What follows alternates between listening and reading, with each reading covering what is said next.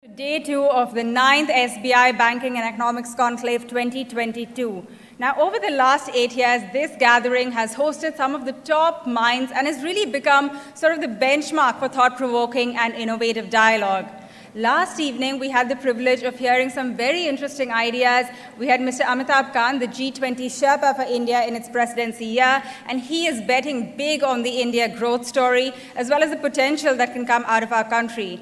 We also had some of the top leaders of India Inc., where, on where the industry is headed, the challenges that face us, and what it has really been like to function in this tough macro environment. So before we begin for the day today, may I request all of our audience who is active on social media to please use the hashtag SBI Conclave. That would be very helpful.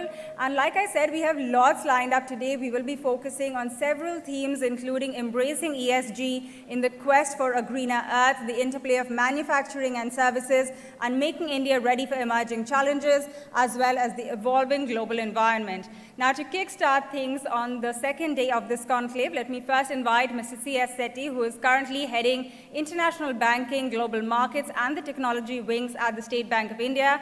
Mr. Sethi has also headed retail and the digital banking vertical in the past, and he has been heading various task forces for the Government of India as well. Mr. Sethi, it's all yours.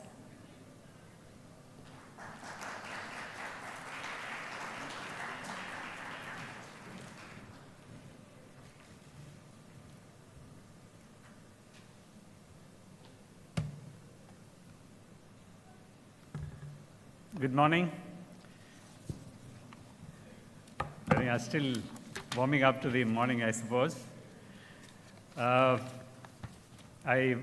warm welcome to all of you for the day 2 of the 9th SBI Banking and Economics Conclave. Some of you must have noticed in the newspapers the coverage of yesterday. For a few of you who have not, I just wanted to give a brief summary of the events of yesterday. Pavitra briefly covered them. This banking and economic conclave has always been attracting the attention both in the industry as well as across the segments of the society. I think that is evident from the fact that one of the major questions, post Q2 results of many of the banks, every one of us has been asked is that whether this credit growth has been sustainable or not. I think that seems to be the most catchphrase of the today's press, where Mr. Khara, during his conversation in the CEO panel, had re-emphasized that this growth is sustainable, and I think that has created a great amount of confidence in the industry, I hope. And the second piece is that he also mentioned in terms of what do we need to do collectively, both in the banking industry and among the policymakers, in order to achieve the goal of Amrit Kal in 2047. While the numbers differ from 30 trillion economy to 40 trillion economy, but what is not debated is the potential of India to grow. I think our conclave, if you have seen over the years, always starts with the CEO panel and ends with the economist panel. Logic is not known to me, but I think the idea is to create the optimism, bring the entrepreneurs here, and ask them to see, what do they want, where are we going, and what do they want from their policymakers, and what are they doing in their spheres of activity. And I think the CEO panel yesterday brought out quite a few things which are extremely important. While one major item covered by the press, of course, is that the rest of the world is talking about layoffs, and our CEOs are actually grappling with attrition. It's a good news, right? That where you are looking for right kind of people, employment creation is good. So I think the CEO panel had a lot of optimism and also a great amount of suggestions in terms of how the policymakers can take it forward. And I hope the coverage and the deliberations which have happened in this panel discussions will reach the right quarters and also will form the pre-budget discussions which are ongoing now. The other important things, of course, Sri Amitabh Kant. He has completely energized the audience yesterday. The passion with which he has spoken about the importance of India heading the G20. I think it's a great opportunity. And as we all know that, G20 theme is what for centuries India has believed, that was Sudhaika Kutumbam. And he articulated that, what India is likely to contribute in terms of the digital transition across the globe, and also in terms of the climate transition and how to fund it. I think these are some of the themes which he brought forcefully. And he exhorted all the people who were present yesterday that India, instead of actually looking, who is to blame for this carbonization or carbon emissions, should be the leader in creating the environment and leader in terms of technologies, financial options in decarbonization. I think it was a wonderful session we all cherish to remember for days to come. And the surprise package of the evening, of course, was Sri Gaur Gopal Das, who, he was a monk with a message. In fact, there were 3-4 messages which I had here given, laced with a great amount of humor. And that has invigorated the audience, at the end of the day. A few takeaways from his speech has been that the ancient philosophy of India is not the one which preaches that possessing wealth is not bad. I mean, it actually says that possession of wealth is not bad, but possessed by wealth is bad. Actually, I think this is a very, very important message which he has conveyed. He's also talked in terms of the Indians' ability to earn, spend, but spend with a purpose was his message. I think I'm sure that all of you have really enjoyed his session. So this is briefly the summary of the events which had happened yesterday. Of course, today's sessions and the speeches are going to be built on what was discussed yesterday, both in terms of, the challenges, opportunities faced by Indian entrepreneurs, Indian manufacturing sector, Indian exports. The context was set yesterday by the CEO panel, and also followed by Mr. Khan's exhortation in terms of our commitments to net zero and our commitment and involvement in various sessions of the COP. So how we take it forward is going to be the themes of today's sessions and speeches. So against this backdrop, we have an eventful day today with 2 panel discussions, topics covering embracing ESG in quest for a greener earth, and also interplay of manufacturing and services, opportunities in growth, exports, and job creation. And both these panels are going to be headed by eminent panelists, and I'm sure you will get benefited out of this. And we will also have a special address thereafter by Dr. Michael D. Patra, Deputy Governor RBI. He is in charge of areas like monetary policy, financial markets, deposit insurance, research and statistics, international relations, and corporate strategy of the Central Bank of the country. And he's also a member of the Monetary Policy Committee. So I think interacting with him up and close, we will have a lot of insights into evolving monetary and fiscal landscape, especially which has assumed importance in the talk of funding winter, where the world is looking at drying up of liquidity and resources as central banks globally are tightening the liquidity to fight the war and inflation. So continuing our series of special address, we shall be joined by Dr. V. Anantha Nageshwaran, Chief Economic Advisor, Government of India. He would be giving a 360-degree perspective of Indian economy, incentives and impetus for growth, building resilience to external shocks, and creating a self-sustaining ecosystem that resonates with our Make in India perspective. And the third and final address would be by a much decorated armed forces veteran official, General Bikram Singh, retired, PVSM, ex-Chief of Indian Armed Forces, who would be speaking about thriving in the uncertain, complex, and volatile environment of 21st century, and what challenges it poses for strategic leadership to lead from the front, and as also the evolving geopolitical landscape in South Asia from military and policy perspective. Given the vast, complex, and multi-layered organization that Indian Army is, drawing parallels with other large organizations and what management lessons can be learned from Indian Army that remains agile and tacitly aware of future would be the key takeaways from the talk of General Singh, who spent 42 eventful years in the Indian Army. And both these addresses will be followed by Q&A sessions moderated by our managing directors and the chairman. And our last panel of the day, as I mentioned, the conclave always ends with the economists, and the economists always comes with a mixed feeling of optimism and pessimism. Let us see what they would bring to the table. And this will be moderated by Lata from CNBC.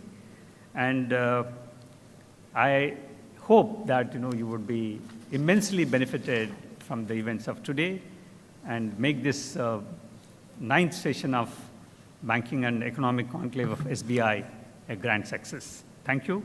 Have a wonderful day ahead.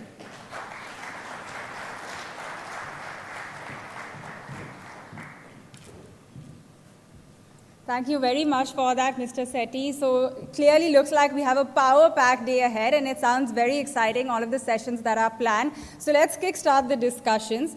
India's announcement that it aims to reach net zero emissions by 2070 and to meet 50% of its electricity requirements from renewable energy sources by 2030 is a hugely significant moment for the global fight against climate change. Our country is pioneering a new model of economic development that could avoid the carbon-intensive approaches that many countries have pursued in the past. This is something that Mr. Amitabh Kant also spoke about yesterday, industrialization without carbonization. India's sheer size and its scope for growth means that its energy demand is set to grow by more than that of any other country in the coming decades. In a path to net zero emissions by 2070, it is estimated that most of the growth in energy demand this decade would already have to be met by low-carbon energy sources. Further, now firms are also responsible for the environment, society, and community within which they operate, and that, of course, has given rise to the ESG concept. In that context, let me invite our first panel, and that one is looking at embracing ESG in the quest for a greener earth. So let me invite Amarjeet Singh, ED at SEBI, Shailesh Haribhakti, Chairman of Shailesh Haribhakti Associates, Rajkumar Jain, Group Development Head at Adani Green Power, Sumit Pandey, CEO at Hinduja Global Renewables Energy, Ashwini Kumar Tiwari, Managing Director of Risk and Compliance at SBI, and of course also the moderator of this panel, we have Sonal Bhutra from CNBC TV 18.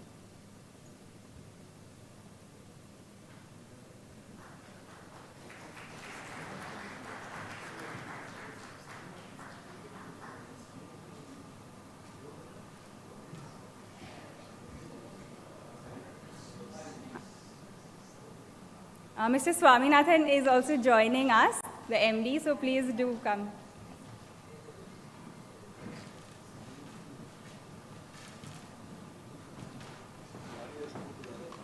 Okay, I was just wondering. Okay. No worries. Last minute.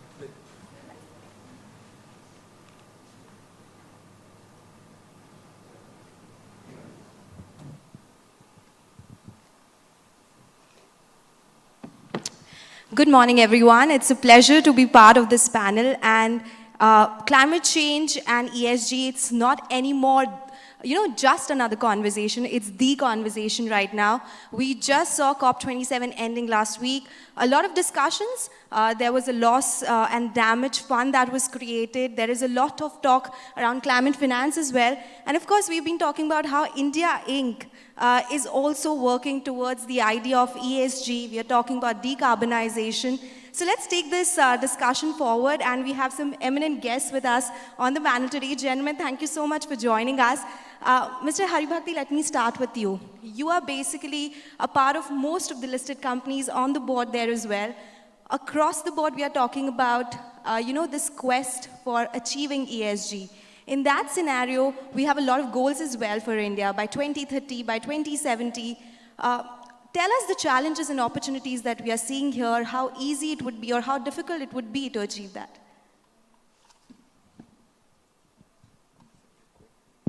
Thank you very much. Let me start by saying how blessed I feel being with all of you this morning. I'm particularly thankful to State Bank of India for having invited me. To answer your question, Sonal, I'm extraordinarily optimistic that India will take the lead in sustainability. And India will take the lead because we have already covered a huge amount of ground. 110 megawatts of actual capacity is available from renewables. We will certainly get to 500 gigawatts by 2030. No question in my mind about it. But there are three areas in which India can really shine out. One is offshore wind is an unexploited opportunity which I know will start getting exploited. The second is to get all our nuclear plants to perform at full capacity. So fusion-based energy, solar of course is part of the 500 gigs that we talked about, but fusion energy will become very critical. And the third is biomass. We do not give enough credit because we have the potential in India because of the agro waste, the industrial waste, the all kinds of waste that we generate, which can be recycled into bioenergy. And bioenergy will become a major component of the energy mix. There will be a time, not too far away, certainly by 2030, when India will not only meet its own needs for energy, because that's what's going to fuel our growth, but we will be perhaps an exporter of energy. Because by that time, we would have begun to produce green hydrogen-based power. Right. That is the big holy grail that many people in India are pursuing. So I'm very confident we'll meet all our goals. That's some really great view there, because we have to be a leader, and that's something that across all the stakeholder. Yes, sir, please go ahead. Just add to. Of course, please go ahead. So, I think you make very interesting point here. So what my understanding is, while we've set up some ambitious target for ourselves, but what warms up my heart at least is that we are also walking the talk. So, it's not just that we have the targets and they are hanging out in the air. We have a kind of credible plan and we are moving in that direction. In fact, there are some studies which indicate in terms of the implementation, we rank 10th amongst some 60, 70 odd countries. Sorry, I just interrupted. Not at all. It's a discussion and we have to take that forward. So let's talk about companies which are actually doing something in the renewable space, right? I'll come to both of you, Mr. Pandey and Mr. Jain. Mr. Haribhakti mentioned that yes, we will reach that 500 megawatt renewables target by 2030. What is your sense here? How is the government policy? Are enough investments made? And specifically for both your companies as well, what kind of targets do you have in mind? Mr. Jain, let's start with you. Sure, thank you. Thank you very much. I share the optimism which has been conveyed by the eminent panelist. While every company has a target here in terms of ESGs, but the green energy companies are someone which are displacing carbon significantly. Now, for companies like us, we are looking at 45 gigawatts of renewables by 2030 and pretty confident in actually crossing that. And this is apart from the hydrogen ecosystem which Sir has mentioned about. So achieving this is something which we believe we are pretty confident. Now, as India, we have inherent advantages, which is what is enabling some of this and this kind of confidence. I can name a few, like we are having one of the best resources in the world, lowest cost of producing this electricity because of lower cost on various equipments which we have, a robust transmission network. Then we are also talking about large areas which are actually barren. You're not necessarily using agricultural land, which also helps significantly. And a very, very progressive policy from the government. If you look at it, as an industry, whatever we take to them as the next potential areas where we can get help from them, we find very keen interest in solving all of that, whether it is looking at creating supply chain in India, which which was an issue until recently, and government has been helping significantly in actually coming out various policies to promote that. You have production-linked incentives and all of that happening. Apart from that, there were other policies earlier. There are some tariff and non-tariff barriers. So all of that is helping to make this journey a reality. So what is important is today there are critical bottlenecks which are being resolved by the government by having this progressive policy. So pretty optimistic about it. And in terms of individual targets, I think, as I mentioned, Adani Green is 45 gigawatt plus on renewables by 2030. Pretty confident to cross that. We have de-risked the entire profile. Apart from that, hydrogen would give us similar kind of a path during this period. So with the kind of opportunity hydrogen gives us, 1 million ton hydrogen is close to 20 gigawatt of renewables. So we have a target of 2.5 gigawatt of hydrogen. So we are talking about 50 gigawatt of renewables in this period. So that's a huge opportunity and pretty confident on that. Mr. Pandey, you share the same thoughts? Yeah, for us it is not if, it is how to make it happen. We are already on that path there. We believe that 500 gigawatt is imminently going to happen, not a question of whether it will happen or not. And for us, the focus is more around how do we make it happen. And what I'll get into is some more finer details of the ways to make 500 gigawatt happen. So if you look at renewables, the biggest issue that we face in renewables is it is intermittent, it is variable. And as the contribution of renewables increases in the grid, there's the issue around grid stability. So the way around that is, storage and hydrogen, right? On both these areas, we are looking at almost 150 gigawatt hour of storage by 2030 to make this 500 gigawatt happen. And in both these areas, I think a lot of work is happening. From a government perspective, government has, to make the supply chain come within India, started this PLI scheme for advanced chemistries. We understand that another PLI is in the offing for hydrogen electrolyzer manufacturing. So government is doing a lot of great work. A few things still remain to be addressed, which I think government is also taking cognizance of, and I think they're working on it. The biggest one is, the electricity markets. Currently, they are heavily regulated. We are used to having long-term PPAs. We as developers set up power plants, knowing fully well that, DISCOMs will offtake the power. And DISCOMs currently now are facing challenges because of renewable intermittency.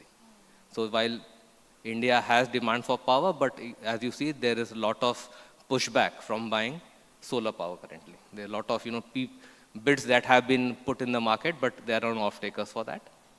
So I think the solution over there is, and even the government recognizes that, is that, we need to get away from long-term PPAs, let the market forces, take charge of the electricity markets.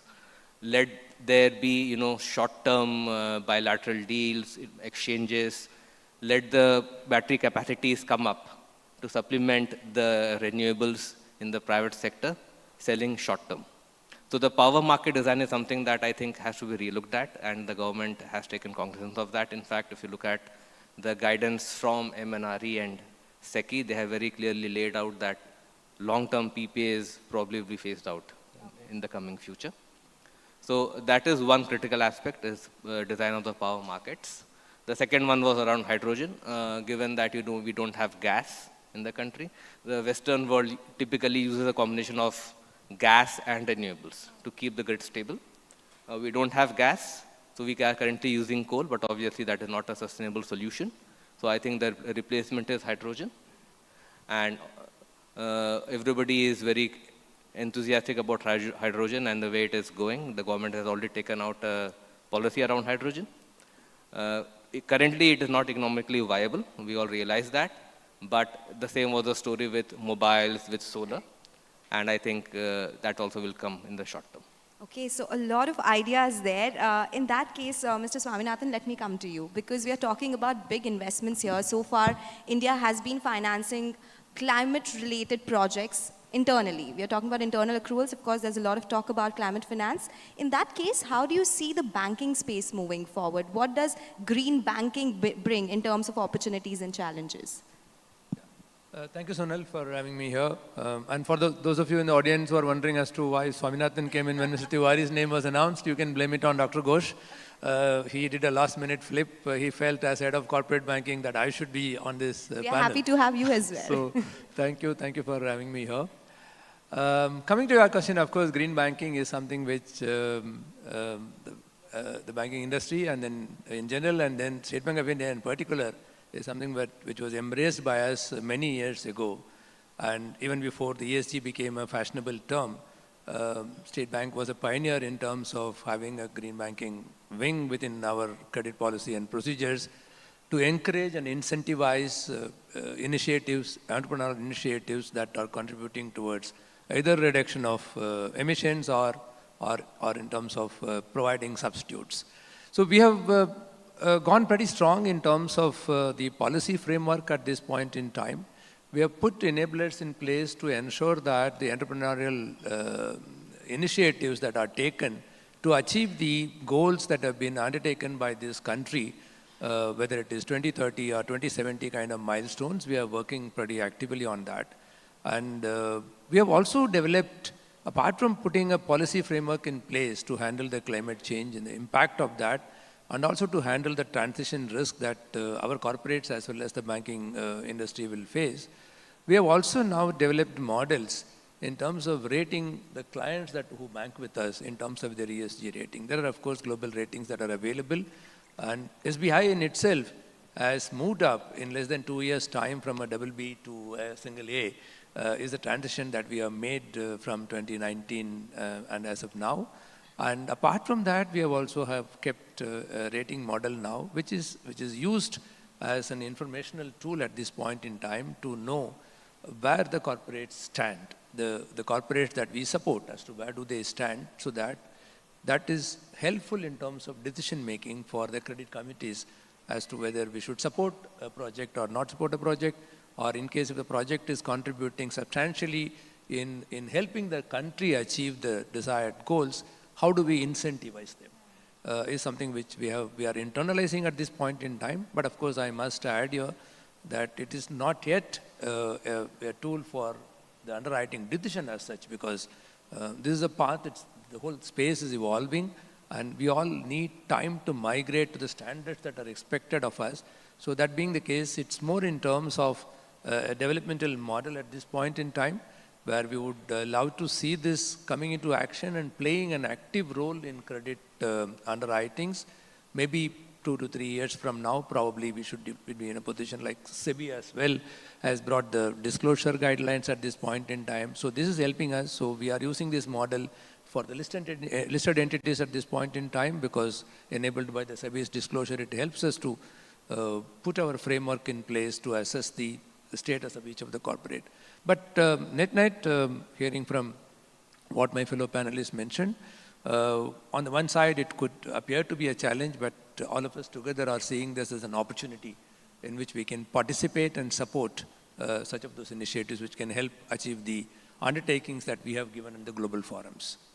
Okay, so yes, I was just going to come to you. Just Yes. to add to, this point on the corporate and the banking side, let me first say I'm not an energy expert by any stretch of imagination, but so what I hear, from the experts, and it's good to see the corporate commitment, good to see the banking commitment towards moving towards clean energy. The next big opportunity the direction of travel is that you need to innovate in the space of clean energy. And the big breakthrough, whenever it happens, would, lead to a new trillionaire in the landscape, or a firm or an individual, and so on. And the geopolitics around this is the countries which are, rich in fossil fuels or have oil reserves, they will definitely, like to monetize the reserves that they have before the new breakthrough comes in and makes them redundant. So I think it's a very interesting period that we are going through. So it's good to see that in our country, we are giving a push in that direction. Oh, yes, we are. And, that takes me to the next question. I was going to come to you, Mr. Singh. Because we are talking about having forward-looking statements, having 2017 net zero goals in place. In that case, there is a big opportunity for us to attract foreign capital as well. And that has been the big talking point as well. In that case, what can a regulator do here? So, as far as securities market regulators are concerned, so there are 3 points of intersection. One is the disclosure space. And why? Because, there is a lot of ESG investing which has picked up in the last few years. So investors are looking for a credible, a reliable, disclosure framework, and also some sort of assurance around that. So as a regulator, we have to have a good disclosure framework. And as most of the people already know, SEBI was, again, ahead of the curve compared to many other jurisdictions. So we came up with a disclosure framework in 2012, when climate discussions were not as much as they are today. So, and that time we came up with a framework called business responsibility reporting, and that was made mandatory for top 100 companies by market cap. By 2015, we extended it to top 500 companies, and 2019 we decided to make it applicable to top 1,000 companies. But somewhere along this journey, we realized that we need to revisit our disclosure framework, and the driving factors for that were, the commitments made in Paris Accord, our commitment to UN SDGs, and also sudden, sort of quickening of the pace of investments on the sustainability side, and especially in the COVID period. So all of that led us to, revise our disclosure template. So now what we have is, there's an entire process around it. I'm not going in that in the interest of time. But that BRSR, Business Responsibility and Sustainability Reporting, is a quantum jump from BRR, and it is applicable to top 1,000 companies. We've always believed that, the disclosures have to be mandatory. So it is mandatory. BRSR becomes mandatory from this financial year. Previous year, we had kept it voluntary. But again, I'm pleased to share this. Although it was voluntary, it was more demanding. 180 companies till date still chose to adopt BRSR. So that's, a huge credit to the corporate sector. There was no pressure on them to do it. So yes, absolutely. So, that is one piece where we come in the picture. The second piece is greenwashing. So we need to be mindful that whatever, is being sold to investors in the name of green investing, is it true to the label? So, and in case it is not, then we need to step in and keep a sharp eye on that. And we are, in fact, we've started taking action in terms of if there's any misrepresentation. There's one order on our website. We passed an order in July where a company, I can share it since it's in the public domain, where a company actually was reporting against the BRR framework, and it chose not to disclose certain show cause notices, certain, closure orders, closure of the plant orders, in their disclosures. They chose not to disclose, and as a result, it was a violation of the disclosure requirement, and we've taken action. So that is the second piece. And the third piece is, third and the final piece, I would say, is that there is a demand for disclosures, and that leads to demand for credit rating, ESG ratings as well. Some kind of scorecard which can guide the investments. So there again, we have to see that the rating framework, etc., is in order. Maybe I'll just pause in the interest of time. Happy to take more questions. No, of course. I'll have follow-ups on that. But Mr. Haribhakti, please go ahead. So, Amarjeet is a very modest person. I must say that SEBI has created absolutely great new ground for India. What is happening today is on the back of all of this regulatory support, the ISSB, which has been given the charge to create the frameworks and create the standards for green reporting, is rushing to complete its job in 2 years. But look at what this has actually catalyzed. What it has catalyzed is that at a very foundational level in India, we are creating a rural digital architecture of the kind that the world will be wonderstruck to see. Already BSNL, Government of India, many private people, all of them are working together to make sure that absolutely top-class downloadable internet is available to the last villager that we can find. On the other hand, State Bank has the unique opportunity to move towards scope 3, and then we can also move our vision to scopes 4, 5, and 6, which talk about entire ecosystem, greening out the entire ecosystem, making sure that the whole planet starts the osmosis process, trigger that, and finally, to look at the whole universe being in sync to make sure that biodiversity is not lost. These are all things spurned by actions of the kind that we have seen on the ground in India. And yes, I remember reading a blog on LinkedIn from you as well. It happened during the pandemic, and you said it's not going to be COVID after a while, it's going to be climate change, it's going to be the big focus, right? And that's what's happening. Mr. Jain, let me come to you now. Because we are talking about, of course, a lot of tailwinds here. We are talking about how there's a lot of policy support. There are banks which are talking about green financing. What, according to you, could be some of the tailwinds which we are looking at to reach that ESG path? If we can just talk about it so that it can be worked upon as well. Sure. I think opportunities and areas to address both ways. So now, whatever we have just spoken, like in terms of reporting structures, the frameworks, the disclosures, all of that gives that impetus on the organizations to become better, and at the same time gives the investors and financiers an ability to see through a company, which in turn gives me an opportunity as an organization that let me reach there.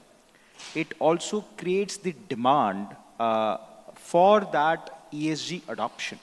So that's a very good pull in terms of when we look at ESG reporting, the global standards, how they have helped in creating demand for ESG friendly practices, adoption of renewables. Say for the sake of example, why a steel company will adopt a renewable energy, that is coming from some of this when the investors are able to see through what their investing companies are doing. Similarly, the financing is cheaper for companies which are actually adopting that. So that's a great opportunity for being able to handle. So that was on that point. Now, in terms of areas, say, which needs to be handled in India for going towards this targets. I think one thing which is very important is we are looking at, say, if we talk about today, the transition is happening on the electricity side, we're good in that. One of the better ones in the world. We are adding close to, we are third every year in adding our capacities on renewable globally, more or less, third or fourth. We are working on supply chain and everything. But I think when it comes to molecule transition, that is where a huge opportunity is there. And that is where I think a lot of work needs to be done. We are just today, we have sentences like green hydrogen is not currently viable. So there are areas which we really need to address. And there are options available. So I think as we understand globally, India is in that position, is in that area where some of these can be solved much better than other parts of the world. So if we talk about India, you can create supply chain in India. That is difficult for rest of the world, apart from few countries in the world. So if I talk about whether the European countries will be able to develop or Western world will be able to develop a robust supply chain which is cost competitive, I think that's something which is very unique to India, which India can create because of the opportunities you have. Whether you or we as a country, we are importing a lot of fossil fuel based stuff. So we have the inherent demand available to be able to adopt hydrogen. And that again is a huge opportunity which we can tackle. Now question is whether you have the infrastructure available to, after hydrogen is generated, how do you distribute that? So that's another area which we need to we as a country need to develop. There are low-hanging fruits. We can handle them first, whether it is you use ammonia for doing a lot of things, and then you get into, say, steel industry doing hydrogen or doing long-haul mobility with hydrogen, which is a slightly more longish, but there are a lot of near-term opportunities. Today, in terms of, again, adoption of hydrogen molecule transition, if I look at, aggregation of demand is another area where government can play a big role.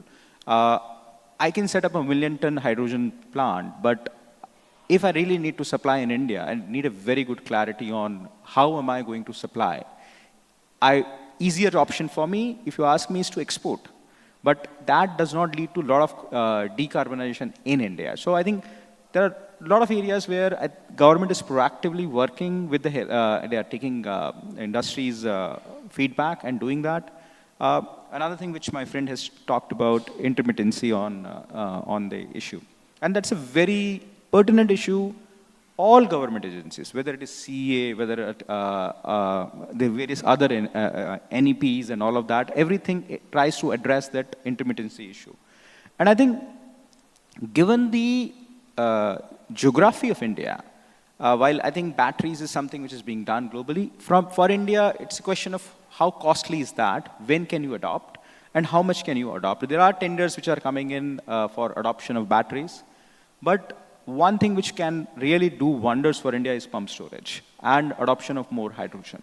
So I think debottlenecking policies around doing those is a great opportunity for the industry to invest in, enabling the adoption of renewables into the country. At the same time, areas where we as industry would work with the government. So a lot of places where we can, take some steps forward. You spoke about costing as well. The idea is that green hydrogen costs will be brought down, say, to around $2 per kg to $1 per kg. Mr. Pandey, in that regard, what do you think is working for Indian renewable sector? Mr. Haribhakti mentioned that offshore wind farm could be a big opportunity where we can work across verticals, be it wind, be it solar. Where are we seeing a competitive advantage, and which is the segment where we can work on? And we've already started work there. Yeah, so let me first respond to Mr. Jan. So as you can see, there are multiple technologies that are there in the market. Within hydrogen, you have multiple options. Within storage, you have multiple options. So one important thing that we need to do as a country is be technology agnostic. Let the technologies play out against each other, and then kind of let the best technology win. We did something similar in solar. We had something called a solar thermal power. We had solar PV. We let the market forces decide, and PV came out as a clear winner. So similarly, I think even in the hydrogen and storage space, I think there are multiple options. The best thing that the government can do is let the technologies fight out against each other and let the most viable technology win. Coming to your point, Sonal, around where do we have the advantages?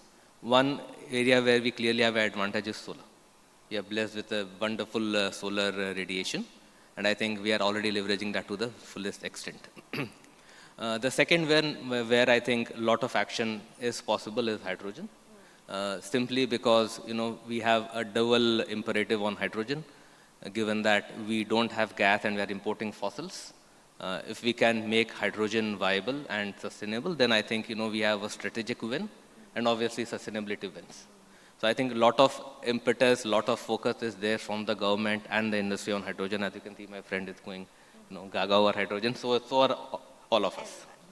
Yeah. So I think that's where the next frontier is. Hydrogen has a huge opportunity for us, given that, again, we have the advantage of a huge domestic market, right? That gives us a lot of, comfort that whatever happens globally, you have a market to which you can always cater to, which you can fall back upon. So I think that is a great advantage that we have. Okay, so that takes me to the next question, Mr. Swaminathan. When we are talking about such big changes in the economy, we're talking about green hydrogen, how do you look at change in product designs? Because we need to get ESG into the risk framework as well. What is being worked around here? Will it be a longer process? How to go about it?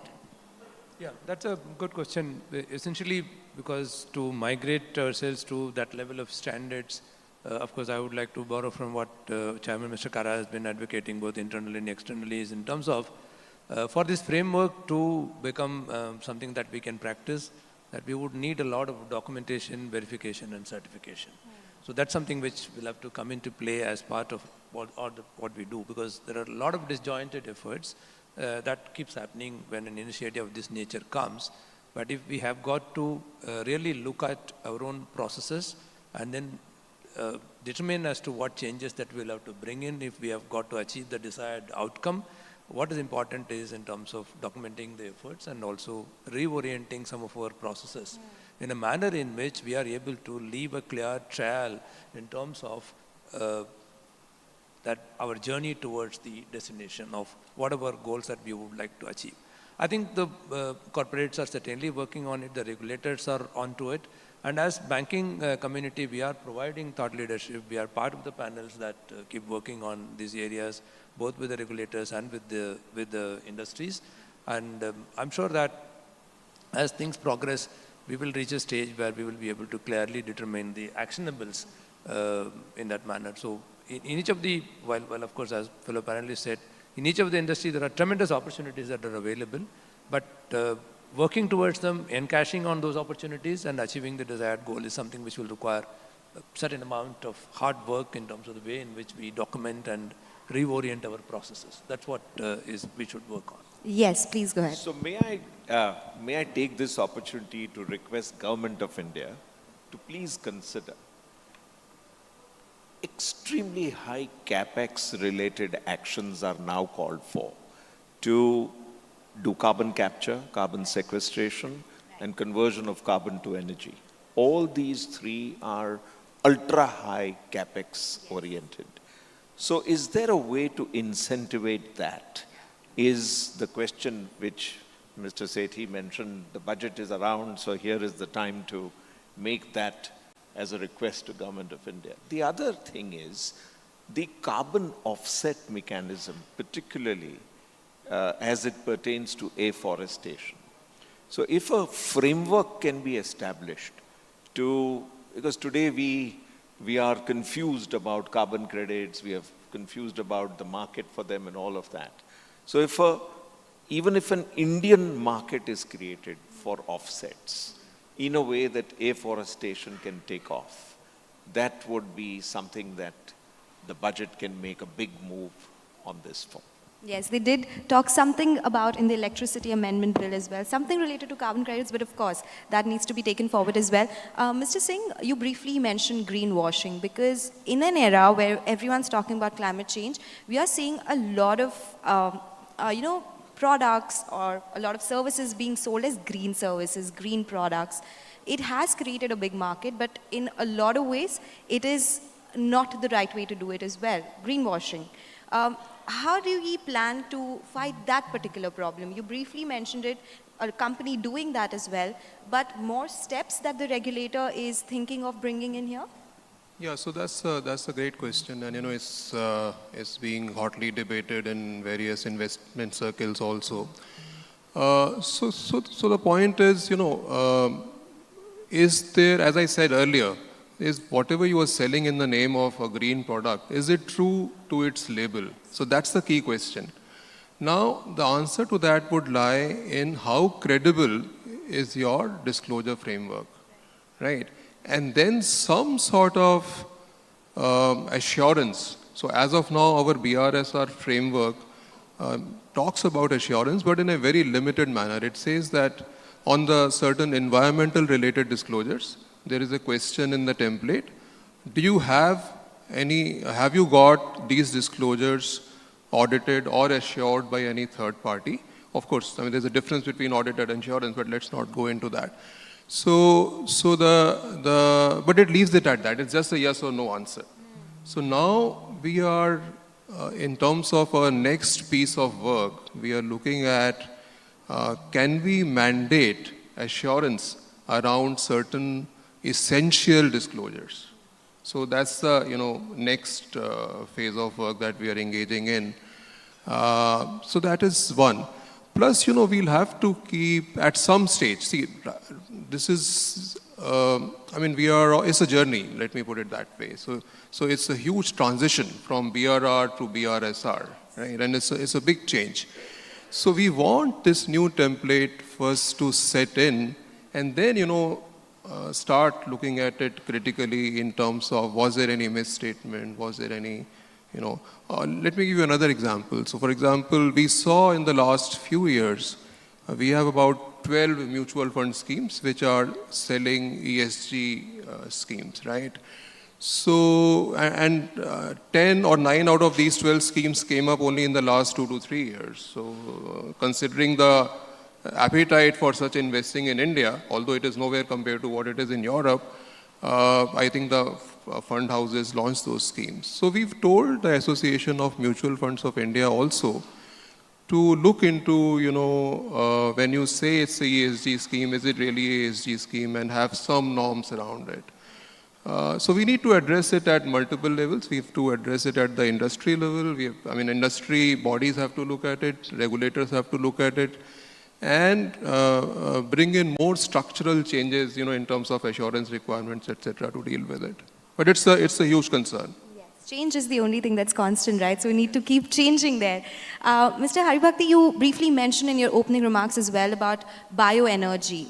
The government is doing a lot, setting up bioenergy plants, but it is still an untapped market or untapped segment, so to say. We are seeing updates there, but what kind of opportunities do you see here? What more needs to be done? And could there be some challenges to this? Because we always need to keep both sides in mind, right?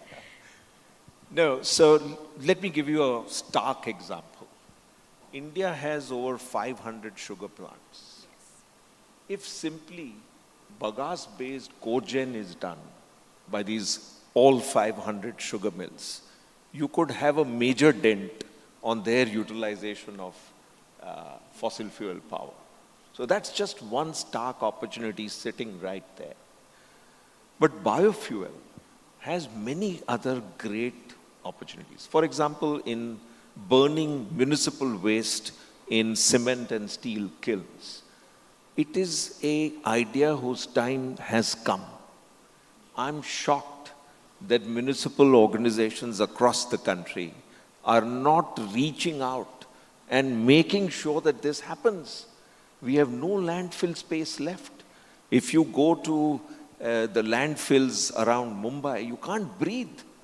It is so bad. The methane emission is patent over there. Or take agriculture. Now, just the reassignment of 6% of land to fruit trees can create a dramatic change to the per hectare realization of every farmer. So everywhere there are massive opportunities which are related to bioenergy and rural India. There is no country in the world like India which has 17% of its GDP coming from agriculture. Amongst the top 10 nations, most GDP, number 1 to 10, India has the highest percentage of agriculture. It is an absolutely important opportunity for India to capture. Ironically, agriculture is one of the main sources of methane, as you just mentioned as well. So definitely. And it causes 18% of all emissions. Yes. 18%. Next only after power. That is the extent to which we can make a difference. So big opportunity there, definitely. I need to come to both of you because we are talking about companies getting into the renewable space, companies talking about ESG, but I want to understand, and let me start with you, Mr. Pandey, then I'll come to you, Mr. Jain. Are investors really making this a point to look at companies in a way that, okay, if this is a company which follows the ESG framework, I would be more interested in this. Is this started to happen, or do you think that is something that will start to happen? See, there are two parts to it. One is around investment into renewable energy companies. And I think that is more and enough. In fact, capital is chasing us. It's not the other way around. On the other side, for non-renewable energy companies, is ESG an important factor for investors? I think when we see foreign investors, it definitely is. When they invest, they kind of map out what are the exposures, especially from an environmental perspective. They're very cautious on the risks that emanate from there, especially on the regulatory side. So there are two kinds. So one is, on the risk perspective, they are very clear. They want to kind of understand the entire exposure on the environment side before they make an investment. Second is a lot of people also want to have a social angle into their investments. So even that is not becoming big. So both of them are playing out. Okay, so for renewable companies, the capital is chasing them. So of course, that's what we are seeing. But Mr. Jain, what are your thoughts on this? So I think it is right that, yes, renewables is the buzzword when it comes to investments today, and that has led to cost of capital moving into a particular direction. And we have seen a lot of comparisons of how oil and gas and coal companies' cost of capital has moved. So yes, that is a clear-cut demonstration of investment going into a particular direction. Now, as an example, I can give you, even in the global world, if you look at tapping money for even funding a transmission project, okay. Now what is being seen is whether this transmission project is being set up to move the black electrons coming from coal plant, or is it being set up to move the green electrons. So in both the cases, the investor set is different. So I think this is a very, very pertinent subject for all investors as financiers. What are they finally funding? What are they enabling? So that is where, yes, there is a significant difference in terms of investment sets, cost of funding, and that is what will further push the adoption of ESG in each part of the industry. Like you're talking about green aluminum now, you're talking about green steel now. All of that is also being chased. Europe has a lot of announcements happening on the green steel side just because of this reason. So yeah, this is a welcome phenomena, and hopefully this will help the adoption of renewables or ESG in a much faster manner. Interesting. Mr. Swaminathan, I'm coming to you, and I would apologize if it's an out-of-syllabus question because he just spoke about cost of funds, so I had to bring it because this has been a discussion in COP as well, that developing countries, because of the ratings that they stand at right now, are getting or are used to high cost of funding, and that's why it's making very difficult for the transition to climate finance. And, we are just talking about the scenario where we need more finance to fight against climate change. How are things changing? Because we are talking about green bonds. The government is going to be issuing them. India is a big market for green, social, and sustainable bonds. Will it grow at the same level, or you expect a faster growth here? And cost of capital, will that continue to remain a concern here? Yeah, absolutely. For initiatives of this nature and this scale, obviously will require financing options which are at scale. And for that, of course, there are multiple sources of what, like yesterday, it was also discussed in as course of the discussions yesterday, that apart from banking, there are also other markets like the debt market support is very, very essential. So towards that, I think the green bonds as an instrument is fairly stabilized, although as Mr. Singh mentioned, it's not as much as what you would see in Europe. But I think there have been Indian issuers, including us, including from the members in this panel, have been issuers, and very successful issuances have been done in the past. I think we need to deepen that particular opportunity and work towards raising long-term finance at an affordable cost, so that initiative of this nature can be supported. Having said that, I think the banks are such in their enthusiasm to support as well as to build a credible book, I'm sure will be willing to provide incentives which are working towards these goals. As I mentioned, as part of our green banking vertical, there are products that are available and also projects that we support with suitable incentives.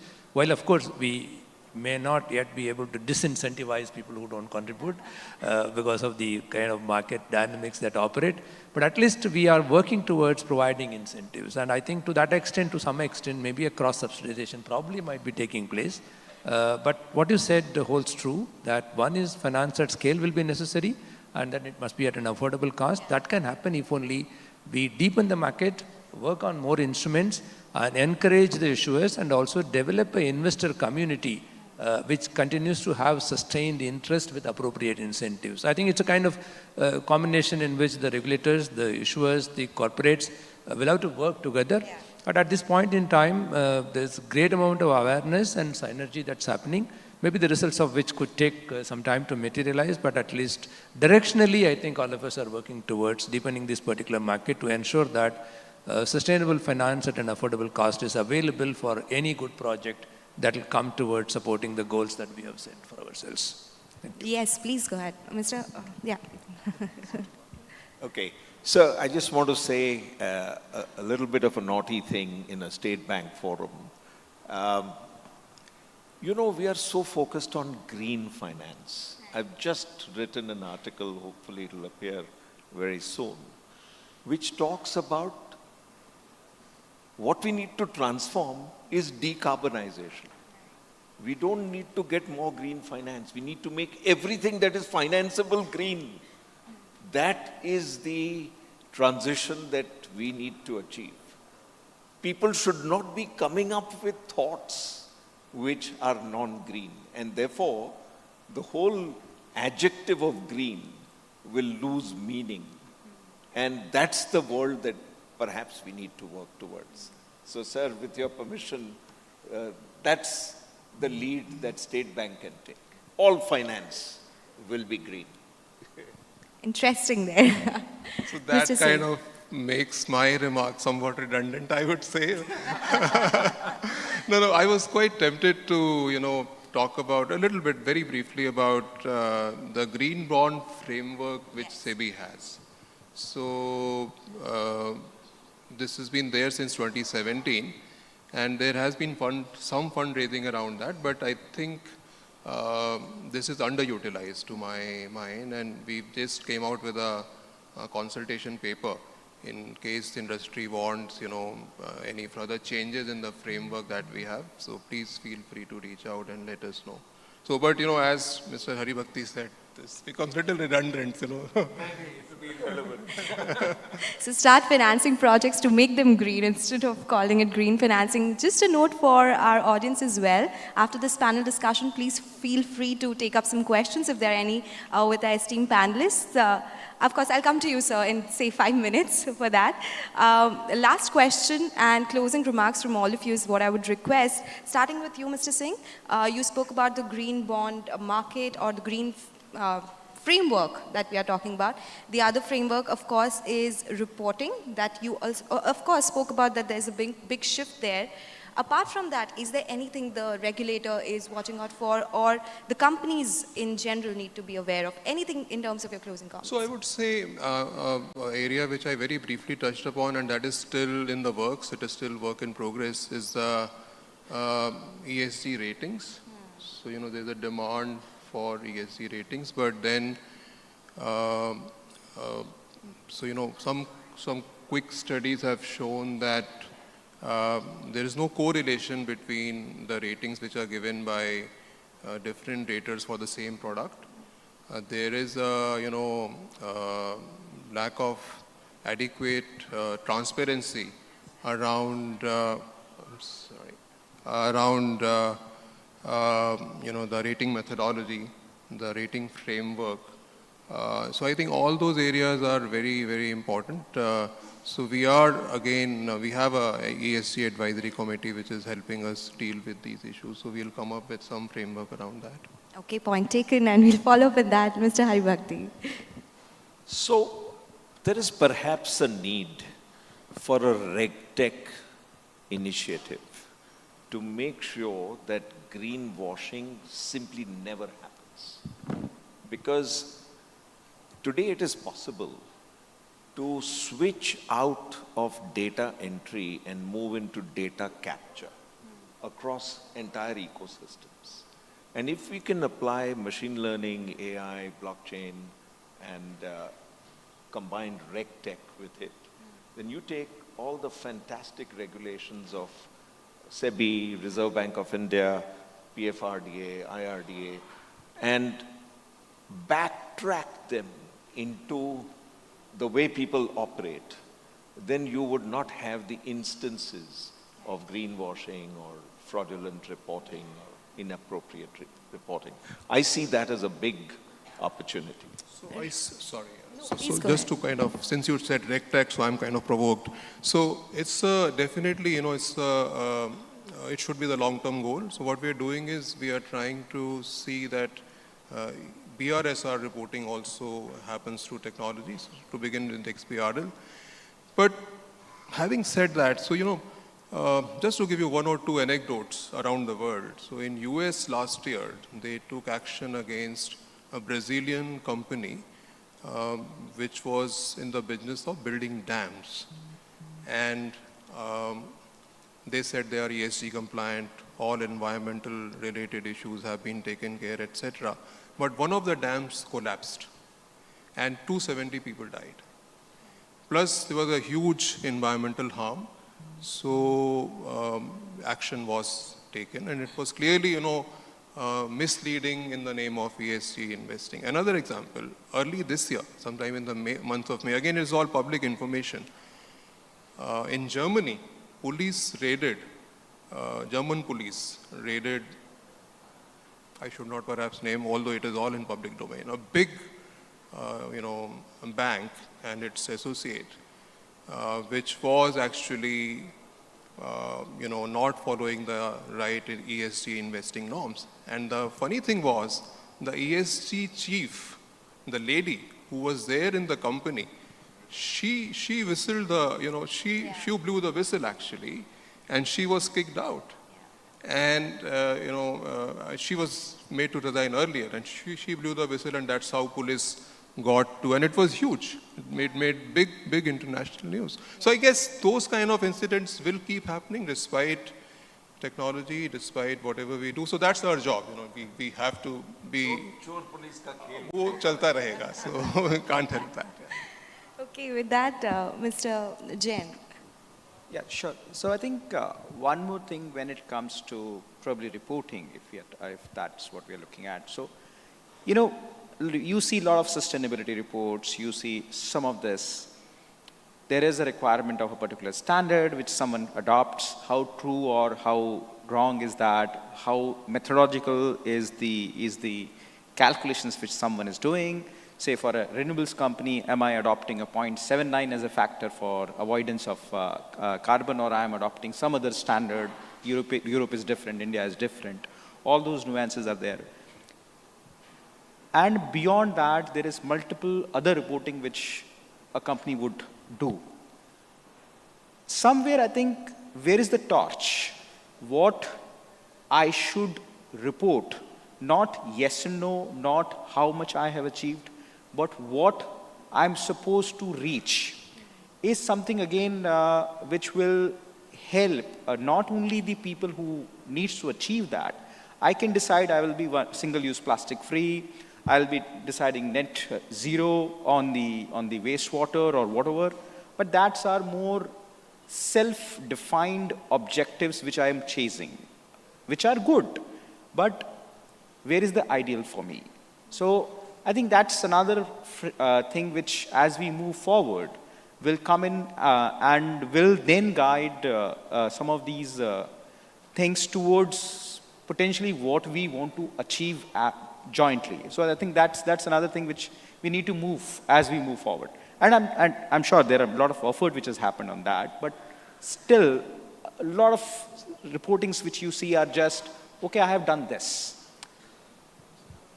Okay, so what needs to be done? And there has to be a single room platform, so to say, for that, where you can be told what should be done ideally. Yeah, so for an industry, say, for a particular industry, say if I talk about steel industry, can we say this is what an ideal steel industry should be doing? There may be differences, okay? So for an Indian industry, this is the first goal. Second goal, you have BS5, you have BS6, you have BS4. So are we moving in that direction on the ESG side as well? Because some of this basically is that, how much compliant you are. Sorry, go ahead. Just a quick response to that, and very quickly. See, that's good to have those sort of standards in mind. But we as a regulator have been cautious in allowing corporates projections, even financial projections we don't allow, because that can be misleading. Just a caveat there. Okay, Mr. Pandey. I will conclude. Yes, please go ahead. Yeah, so from my side, like you see, like the future is bright, the future is green. Issues are coming up, a lot of great minds are working on it, as you can see on this panel. But we are on the right path, and I invite you to join us on this journey. That is a great conclusion to this wonderful panel. Mr. Swaminathan. Yeah, thank you. Of course, we heard a lot about action assurance and reporting, etc. One final comment with which I would like to wrap up is that this is one initiative which will require a very honest adoption. After all, we are dealing with Mother Earth. So obviously, a few of the participants are likely to take the ends justify the means approach. That is where all this greenwashing, etc., comes into play. I think since this is something, an initiative which is dealing with Mother Earth and none else, I think a honest adoption is what will certainly take us towards whatever that we spoke in the last few minutes. Thank you. Absolutely, that's so true. We have to be a part of the solution and not the pollution. Gentlemen, thank you so much. But of course, we have some questions from the audience. Sir, there, you had a question. Can you please, yeah, please. Yeah, good morning. This is Bharat Parekh. I head the Power and ESG research at CLSA. Two key questions for the panel. Thanks a lot for your insights.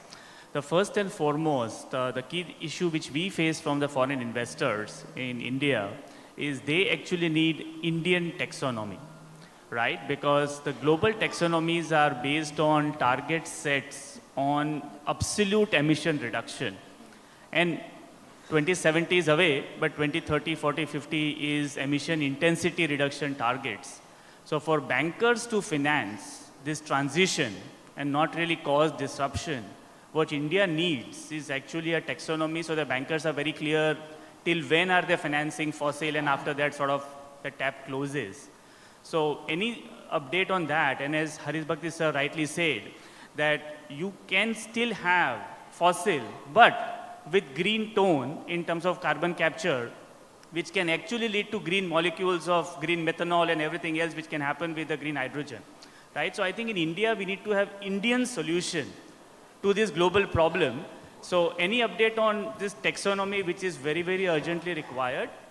My second question, if I may just come, or maybe sir, you can answer. People lose track of the question. Yes, let's answer that one. At the World Congress of Accountants, which just concluded recently, the CEO of XBRL was with us on a panel.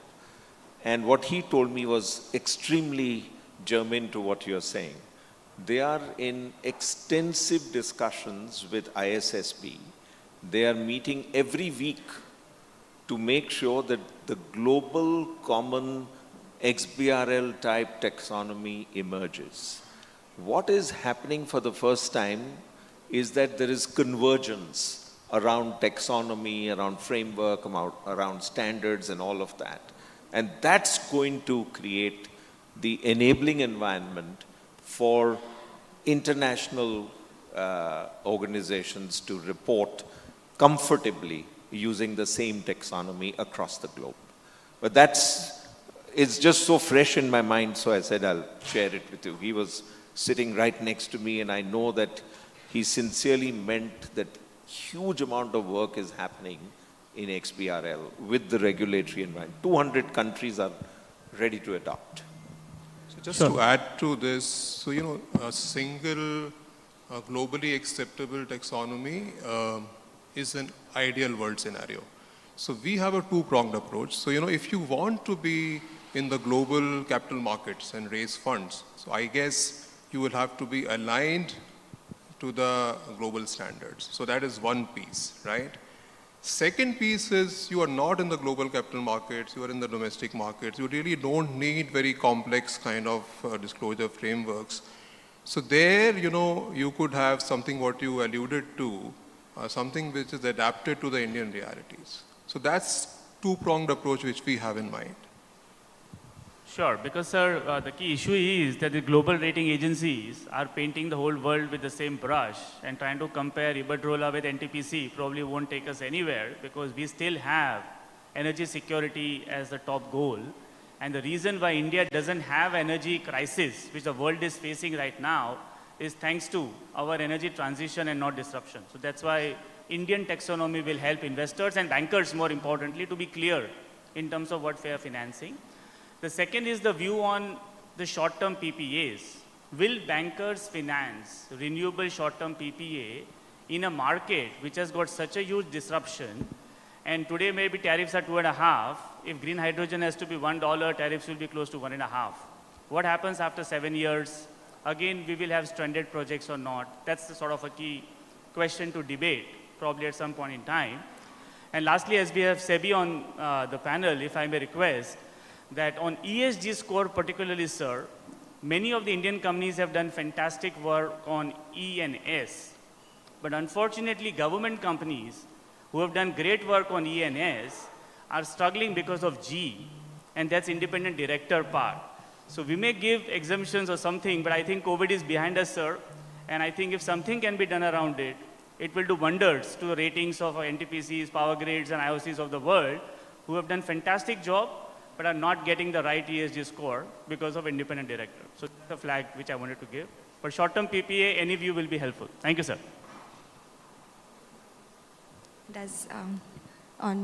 Okay, so I would request you to take that offline, please, because right now we are completely out of time on this panel discussion. Great initiative and great takeaways as well. Thank you, gentlemen, for joining us. Thank you.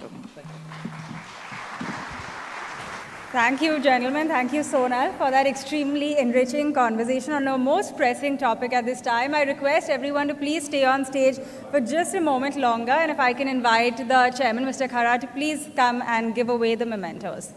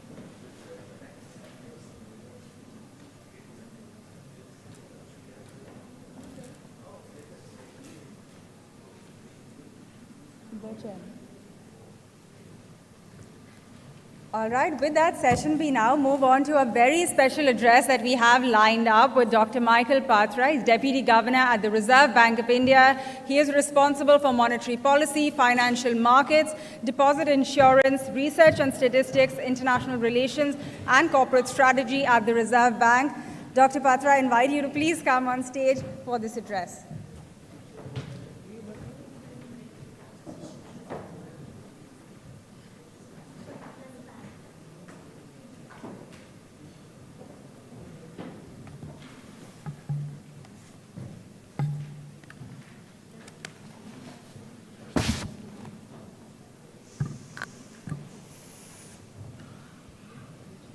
Namaskar. Good morning to you all. Shri Dinesh Khara, Chairman, State Bank of India. Dineshji, thank you very much for your very kind and eloquent invitation which I received. Distinguished guests, captains of corporate India, colleagues from the banking and financial sector community, ladies and gentlemen. I'm truly honored to be invited to this year's conclave.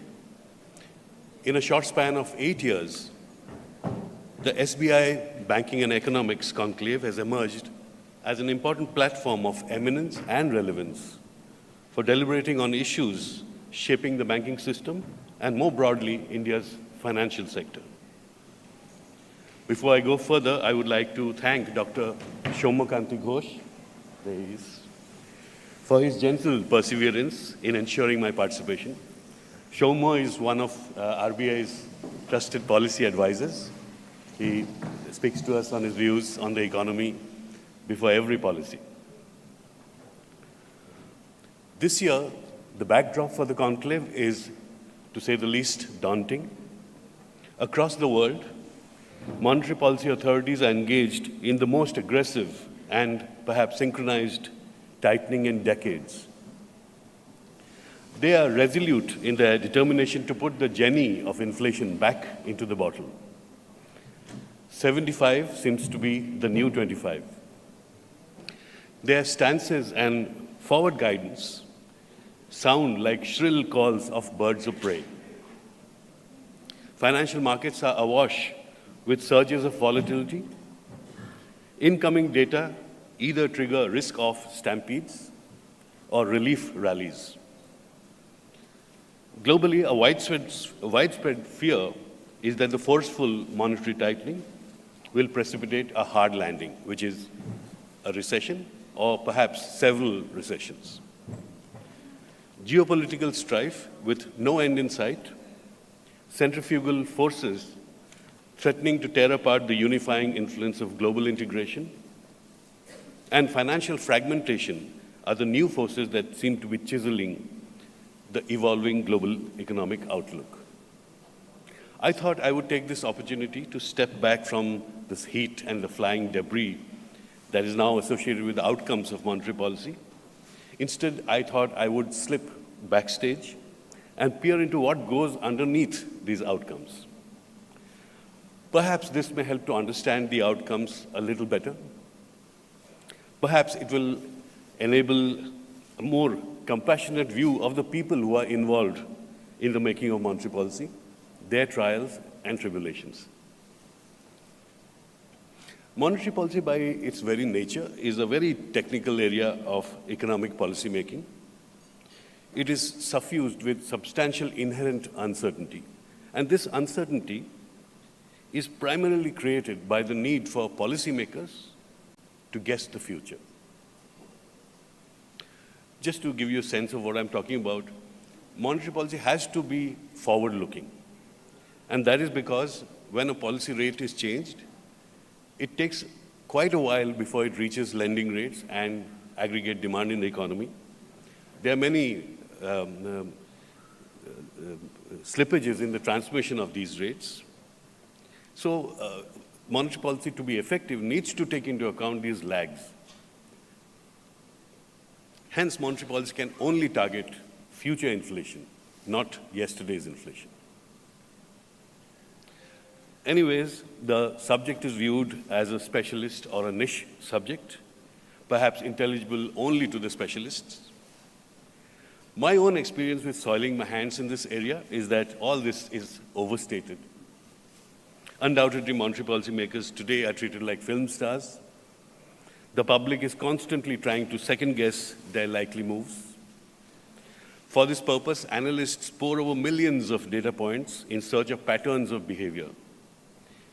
They try to construct reduced form explanations of monetary policy decisions, and reduced form is just a polite way of expressing equations and statistical models that are used to do these predictions. And analysts try to use these equations to predict the behavior of monetary policy makers from these data regularities. In fact, the monetary policy reaction function, which is an equation which helps you predict the change in the policy rate should inflation deviate from the target or if growth deviates from the trend. That has become a cottage industry today. But what is forgotten is that these regularities are based on past behavior. And in that sense, they only provide an ex post sense of whether or why policymakers deviated from some rule or they did not. They are not ex ante predictions of the policy decision. Because at the core of the decision is high uncertainty, as I explained. And therefore, in that decision, intelligent and well-informed judgment is called for. And a famous economist who won a Nobel Prize, Robert Solow, called it the smell test. You should know how to sniff well. Monetary policy makers have to rely on forecasts. In fact, the term inflation targeting is typically called inflation forecast targeting because the forecast congeals all the information that you know today and can predict with some degree of certainty. So as regards forecasts, monetary policy makers, it is said, were created to make weather forecasters look good, to draw an analogy on economists. In fact, it is said that monetary policy makers do have a sense of humor because they put a decimal point to their forecast. You ask a monetary policy maker, what will inflation be? 15 months from today, he'll say 5.3%. I mean, that's his way of getting back at you. Yet monetary policy makers are, after all, human beings, and humans bring with them humor in whatever they do. They laugh at each other. They laugh at themselves. And one reason cited for this, which I will deal with presently, is that they are actually engaging in stress busting. Hence, the theme of my talk today is the humor that is an integral part of monetary policy making. This has not received attention either among economists or among the lay public. My purpose is to show you that if you allow a little humor into the conversation, you might end up understanding monetary policy, its goals, decision-making processes, forecasts, and even communication just a little better. You might also end up thinking of monetary policy makers as humane, as they dabble in macro aggregates and the unforeseen future. Or you might not. In April 2006, a panel of distinguished economists, and they are Dr. George Tavlas, head of the Economic Research Department, Bank of Greece, Professor Meher Ling, Columbia University, USA, Professor Jocelyn Pixley, University of New South Wales, Australia, and Professor Lawrence Moss, Babson College, and editor of the journal, American Journal of Economics and Sociology.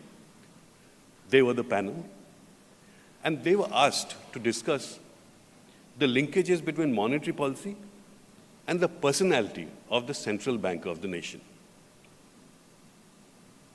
Remember, central bankers actually practice an appearance of very drab dullness.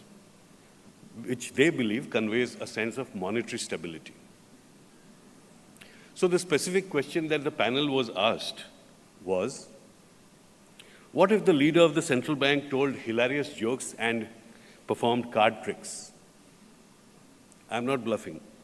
This is a paper by this specific title in the American Journal of Economics and Sociology, and I highly recommend it for your reading. There you go. That's the first page.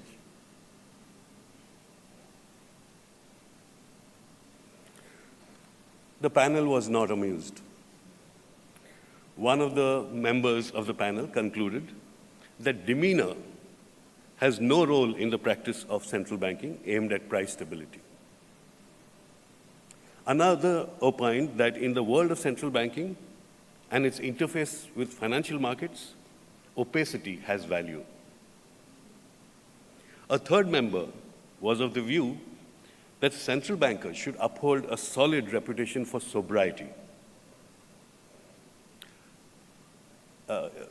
Just as an aside, when the minutes of the FOMC, the US FOMC, are released, typically after a 5-year period, they are released to the public in the form of transcripts. And currently, a lot of research is going to the transcript reading.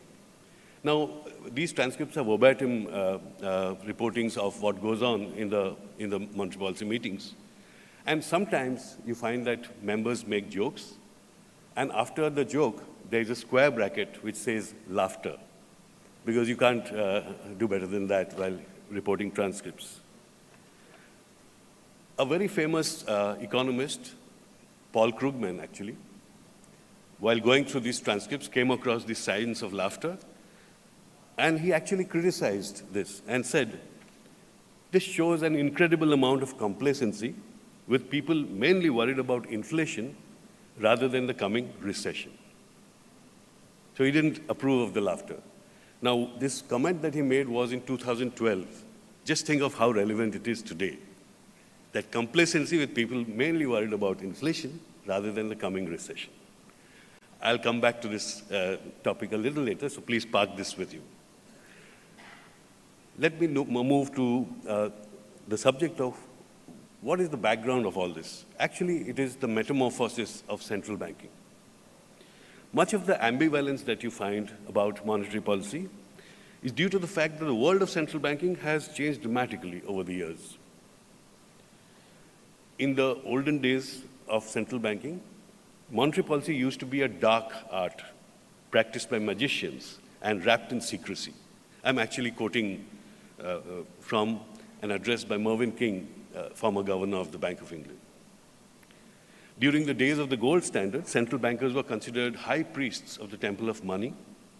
In its innermost sanctum sanctorum, they were believed to practice alchemy, which is the science of turning base metals like lead into noble metals like gold. Mervyn King, governor from 2003 to 13 of the Bank of England, writes that when he was a fresher in the Bank of England, he was invited to join a group at dinner that included Paul Volcker, the champion of central banks, as he's called. At the end of the evening, Mervyn King asked Paul Volcker, "Can you give me any advice for a budding central banker?" So Volcker replied in one word, and that was mystique. That single word encapsulated much of the tradition and wisdom of central banking at that time. Why were they so opaque, so ambiguous? For years, central bankers were an endangered species. Maintaining a low profile and passing the blame elsewhere was part of their survival toolkit. Typically, it is said that there are 3 or 4 types of unemployment. One is frictional unemployment, that is when you're between jobs, gardening leave. The other is cyclical unemployment. When the cycle turns down, some industries go out of work, etc., and then they lay off, etc. One other type is the Keynesian involuntary unemployment. The lay way of expressing that is, you're fired. That was the lot of central bankers in the olden days. So that's why this survival kit. The story is told of a chairman of the US Fed who made a courtesy call on his predecessor just before he took up office. So the predecessor handed the new chairman 3 envelopes and told him that whenever you find yourself in trouble, open the envelopes, but one at a time. And each of them would have some advice on how you would handle things. So when the new chairman came under attack, he opened the first envelope. And that envelope had one message. It said, "Blame me," meaning the predecessor. So the new chairman went and gave a speech and blamed his predecessor. After some time, the new chairman came under attack again. So he opened the second envelope. And the message was, "Blame the government." So he did just that in another speech. And as you can predict, he came under attack very, very soon after that. So he opened the third envelope. And the message inside was, "Prepare 3 envelopes."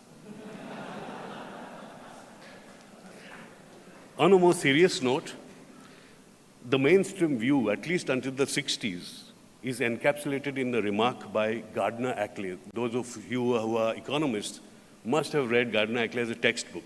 But at that time, he was the chairman of the Council of Advisors under Lyndon Johnson, who was the 36th president of the US.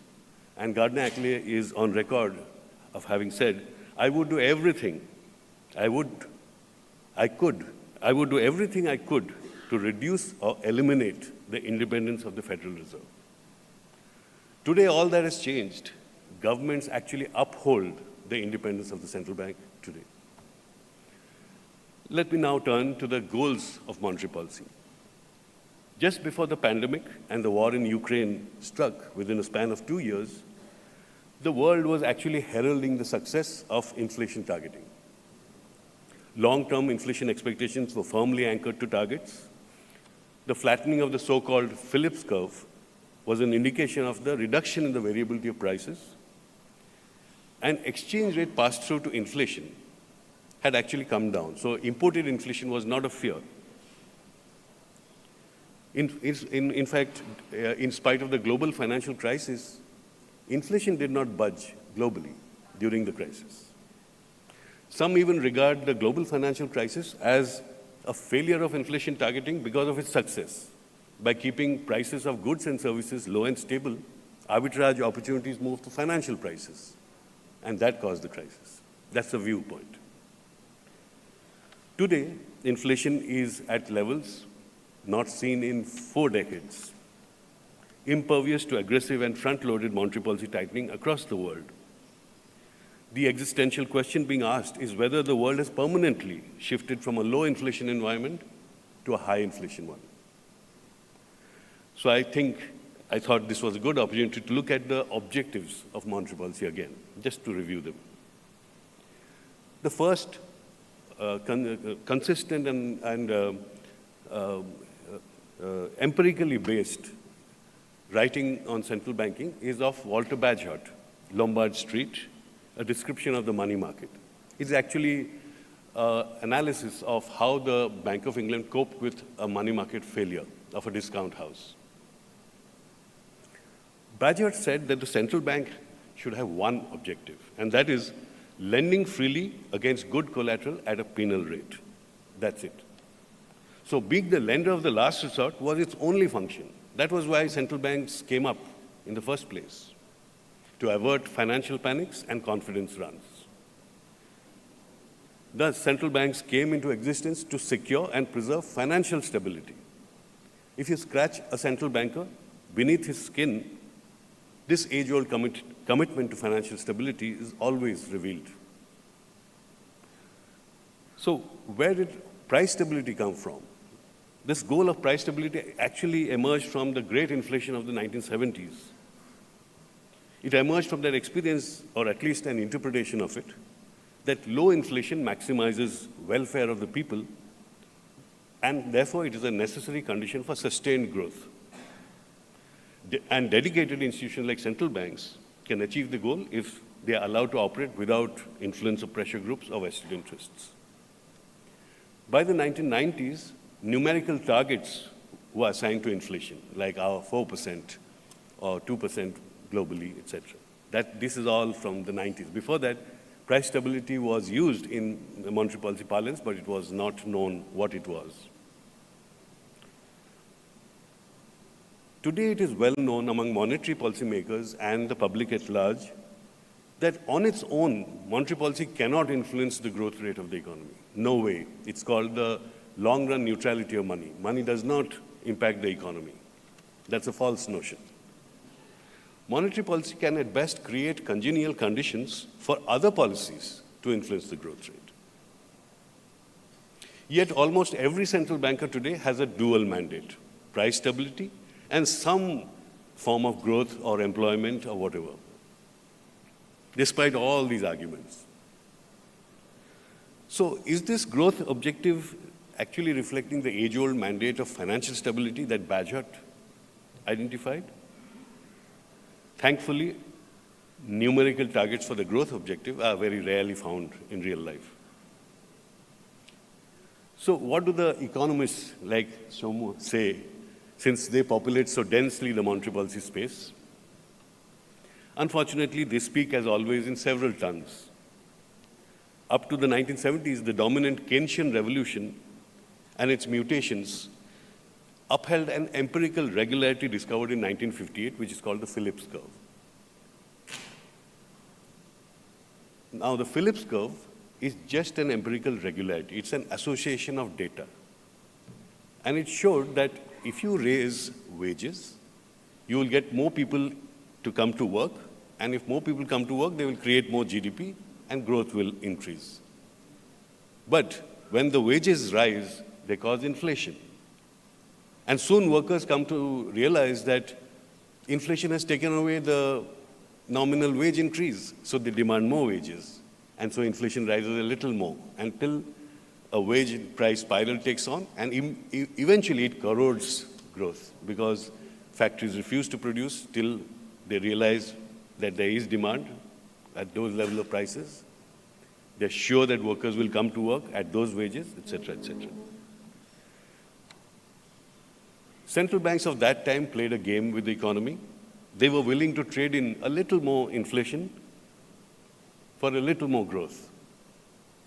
The disastrous experience of the 1970s proved that this is a game which everyone loses. Today, central bankers have stopped playing that game. But because of that experience, another view came out from the economists, and that was the Chicago School. Milton Friedman, Robert Lucas Jr., you might have heard these names. They argued that you can't fool the public with misinformation about this trade-off between growth and inflation. Less employment or higher growth today inevitably causes higher inflation down the line, and that eventually kills growth. According to that school of economists, monetary policy should play a passive, rule-based role and avoid unpleasant monetary surprises by trying to tease out a little more growth by tolerating a little more inflation. As I stated earlier, there's no point turning to economists for advice on this. Their answers are going to be as ambiguous as the uncertainty that characterizes the conduct of monetary policy. It is said that if you take all of the science of economics and analyze it, it boils down to two fundamental laws. The first law is, for every economist, there is an equal and opposite economist. The second law is, they are both wrong. Perhaps the dual mandate I talked about that is given to monetary policy is intended to keep these two-handed creatures busy. Even if the dual mandate is taken as fait accompli, let us evaluate its operational feasibility. At any point in time, the goal variables of inflation and growth are not visible to the monetary policy maker. My inflation data is at least 1 month old. Today, I know about inflation in October, and we are just about to start preparations for the December monetary policy. my growth data is for July, April, June actually. I'll know July, September, and November 30th. So I can't see my goal variables. Now forecasts have to be made because, as I told you, monetary policy has lags in its operation. So I need to, on the basis of 1 month ago and 3 months ago data, try to assess what inflation will be 1 year from today, what growth will be 1 year from today. But as I told you, the moment inflation is released by the National Statistics Office, it gets hit by unanticipated shocks, Ukraine, or grain, food energy prices rising, etc. So the moment it leaves, the Statistics Office is prone to shocks and to change. Furthermore, these goal variables are actually not static. They are moving over time. And their path is unknown because they can be thrown off course by these shocks. I'm actually telling you what happens to us. So what does a monetary policy maker do? A, she has to judge on the basis of this vintage data where those goal variables will be in the future. She has to judge how they are moving and then shoot forward, shoot blind, of course, and shoot at an angle to ensure that you hit the target. Getting the angle right is crucial to taking that shot. So in this challenging situation, what do monetary policy makers do? They sift through an ocean of information. High-frequency indicators, forward-looking surveys, expectations of market participants, professional forecasters and analysts, econometric models, nowadays sentiment analysis based on AI, ML. So essentially, it is like monitoring a radar screen and using accumulated knowledge of the past, experience actually, to distinguish between friendly configurations and enemy formations. Something, a stylized version is going to come up on the screen for you before.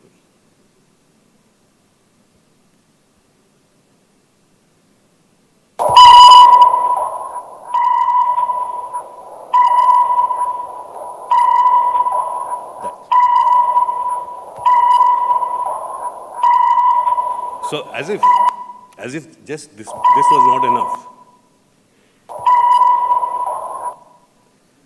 There is another complexity. It doesn't just end here. Another complexity to this tightrope walking is that those data that just left the National Statistics Office 1 to 3 months ago are subject to revisions. So in December, the number for October will have changed. And sometimes the change is drastic. So if the decision of September has been based on data which have changed already, the September decision is questionable. And in that context, and in India you have preliminary, partially revised, final accounts, various stages. So at every stage, the monetary policy decision is under scrutiny. So the monetary policy decision is up for an integrity question because the data that it was based on have changed. And in this context, during an FOMC meeting, as reported in the transcripts, a remark made by Ben Bernanke, until recently chair Fed, is very, very sobering. And I would urge you to listen to this one.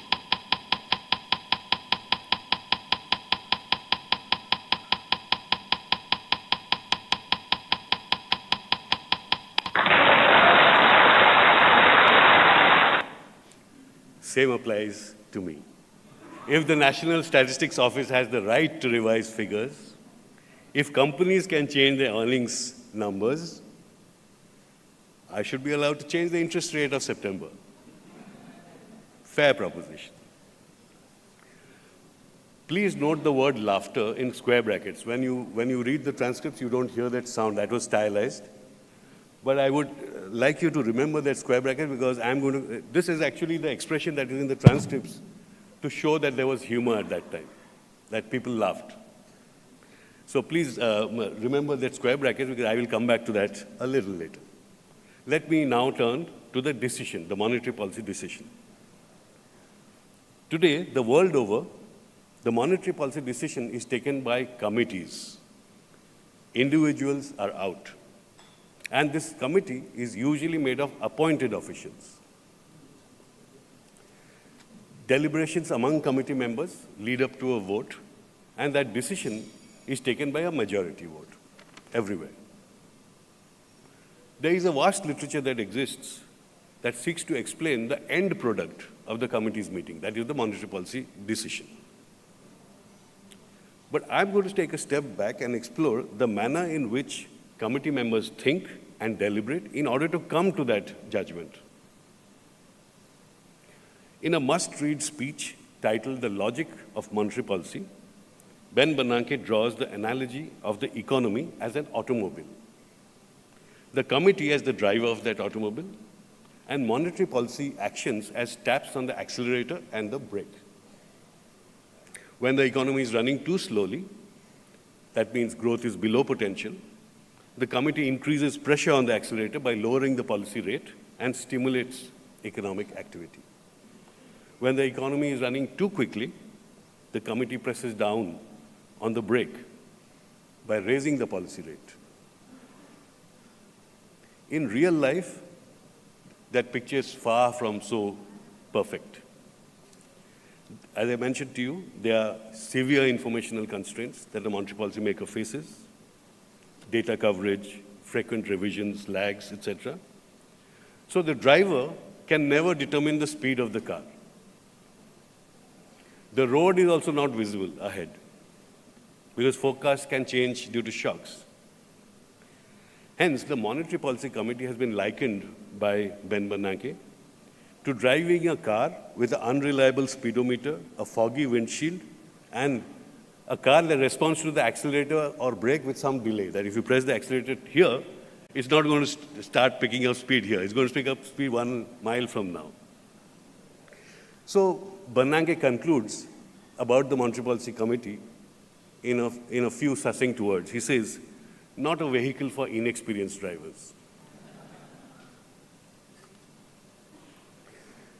Turning to the deliberations of monetary policy committees, I would recommend a paper that models these discussions on the basis of these verbatim transcripts. These transcripts are released with a 5-year lag, so analysis has to be there, but it's a fascinating area of work, I can tell you. The paper is titled, What's so funny about making monetary policy? Again, if you don't believe me, it's on your screen. It's published in Economic Inquiry. Please read it. These transcripts show that when a member's statement is humorous, it is followed by those square brackets, laughter. So this author, who is a professor in his own rights, explores the question, is there any association between the number of laughs elicited by a member and the member's expectations about the economy's future? Now, those who are statistically inclined will know that these laughters are very few and far between. Most of it is serious stuff. So the laughter, the incidence of laughter follows what is called the law of rare events, very different from the normal distribution. So this follows a Poisson distribution, which is the law of rare events. So this author applies that kind of a distribution to the instances of laughter between 10 years of data. Remember that the FOMC meets every 6 weeks. This author controls for the possibility that some member must have a sunny disposition and may elicit more laughter, so he has member-specific controls. Also, on a sunny day, you might be more inclined to laugh, so he controls for that too. The only other variable that is in the model is the forecast, the dot plot made by that member who elicited laughter in that meeting. The results show that a member elicits more laughter during a meeting if he or she expects relatively poor performance of the economy in the form of higher inflation or higher unemployment or lower growth. This is a finding of major significance. It transcends monetary policy and has sociological and psychological implications. For the time being, I'm leaving that thought with you, and let me go to communication of monetary policy. This has gained the maximum prominence in recent years. Central banks today communicate freely and frankly on their policies. They are mobbed, often make headlines. As you saw, central bank communication has become an independent subject in its own right, to which papers, books, and even conferences are being devoted. Modern central bankers consider it vital to communicate the decision in a lucid and unambiguous manner, because they are actually managing expectations. That's the major role of monetary policy. As is becoming increasingly clear, communication policy has actually risen in stature from a nuisance of those mystical days to a key instrument in the central banker's toolkit, that it has been upgraded to a policy tool. But right up to the 1990s, this was not the case.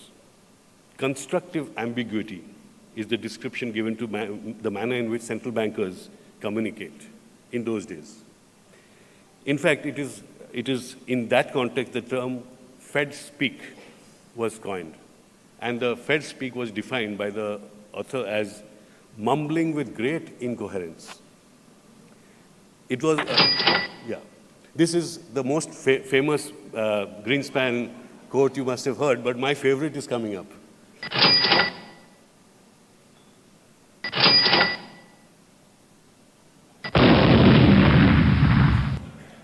He actually said this, that to describe his work in his own book, that I would engage in some form of syntax destruction, which sounded as though I was answering a question, but in fact I was not.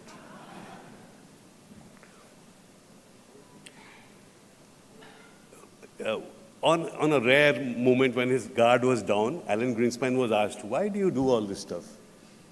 So he said, "The language of purposeful obfuscation is much better than saying, I won't answer, I can't comment."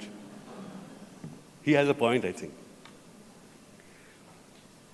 Today, central bankers are acutely conscious that their actions, which are taken only at the money market, the shortest end of the market spectrum, have to be amplified to move the whole yield curve up and down. This is especially true when the interest rate has reached zero.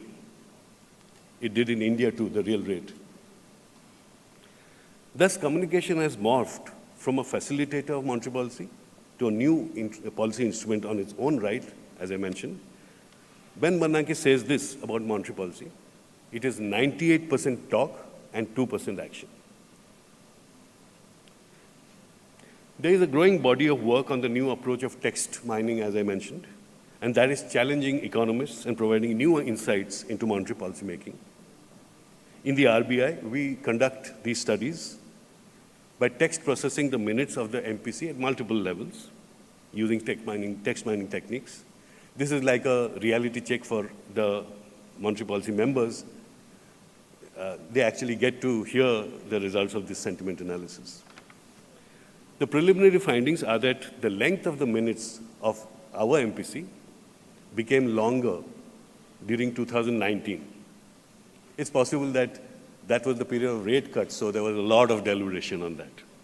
They also became longer during the pandemic. Again, they became longer at the start of the war in Ukraine. The analysis shows that the minutes are fairly readable on a scale that the index produces. But in the period following the war in Ukraine, sentiment deteriorated among both internal and external members. More recently, an aspect of communication that has caught the imagination of the public is the policy pivot. Deliver 75 basis points hike, and then, through subtle shifts in messaging, convince markets that dovishness will characterize the next meeting. The famous policy pivot. An example of that is the post-council meeting of the European Central Bank.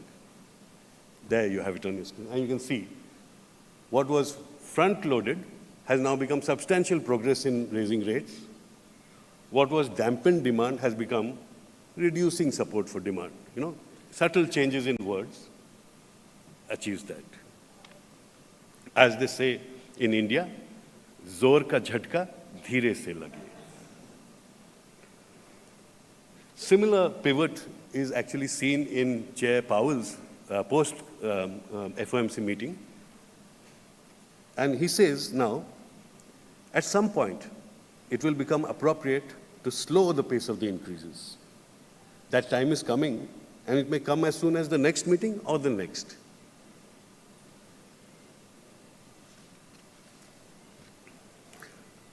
Let me conclude on that note. Monetary policy has been termed as an art, a science, and also a craft. Yet, at its core, it's all about human judgment, constrained by high uncertainty. This cannot be replaced by any mechanistic rule or model or formula. Much of what goes into the monetary policy decision evolves from the deliberations that monetary policy makers have with each other, with the public, and from feedback from all these sources. All these processes inherently imbue the lighter side of life. A psychological explanation of this phenomenon that monetary policy makers have, the humor that they have in their lives, is that they're actually trying to cope with stress, as I mentioned. And where does this stress come from?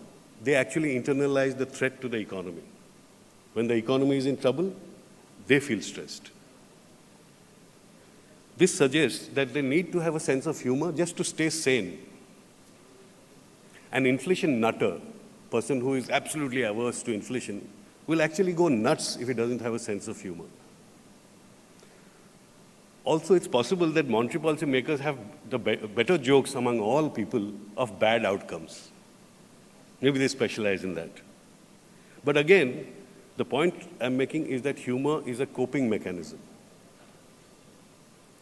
So I will just in conclusion submit to you that humor in monetary policy making reflects serious concerns about the economy, rather than any lack of concern or any sense of complacency which Paul Krugman misread. Thank you very much.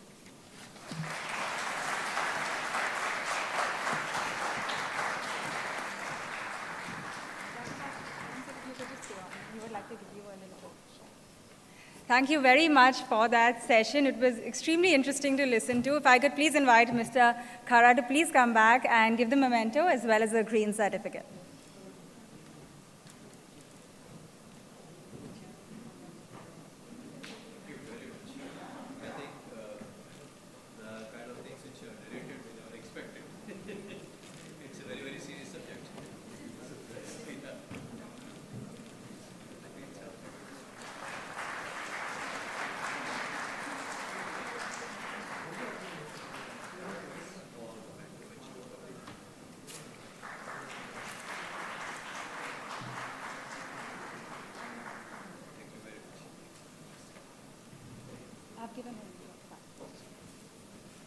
All right, thank you for that session, Dr. Patra. I think I speak on behalf of everyone here when I say that it is always a pleasure to listen to you.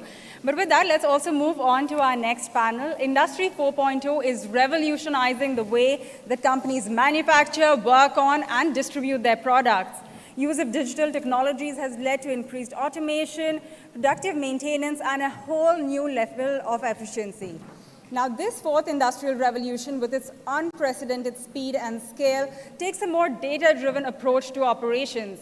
Manufacturing, after years being out of the limelight against its Better Place sibling services, has returned to the center with ambitious and planned policy, having it aggressively positioned as the new factory to the world. With that setup, our next panel looks at the interplay of manufacturing and services and the opportunities in growth, exports, and job creation. Let me invite all of the panelists on the stage, please. Mr. Vinayak Chatterjee, founder and managing trustee at the InfraVision Foundation. Mr. Anant Narayan, whole-time member at SBI. Amitabh Batra, professor at JNU. Mr. Vivek Chand Sehgal, chairman of Samvardhana Motherson International.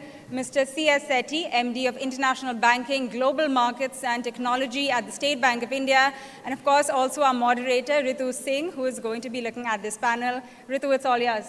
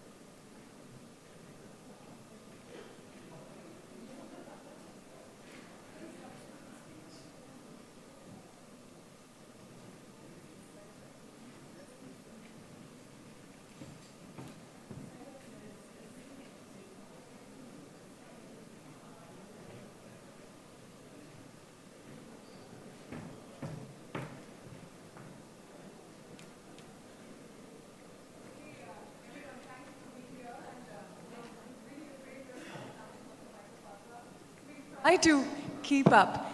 But you know, this panel is about the interplay of manufacturing and services and the opportunities in exports, growth, and job creation that presents. You know, before I begin, let me just briefly set the context because, you know, India has made its journey from not even being among the top 10 economies just a decade ago to now being the 5th largest economy, and that is no mean feat. But to unlock the next level of growth, manufacturing is going to be a key engine for takeoff. According to the World Bank, however, manufacturing as a proportion of GDP for India is far below the world average, much lower than some of the peers as well. And the growth rate of manufacturing from the peaks of about 17-18% in 2006-7 to the troughs of minus 3.2% late 70s and 80s, the average growth of manufacturing, however, in India has hovered around 7-7.5%. If we continue on this growth rate till the end of the decade, we will achieve, say, from about 17% to 20% of the GDP.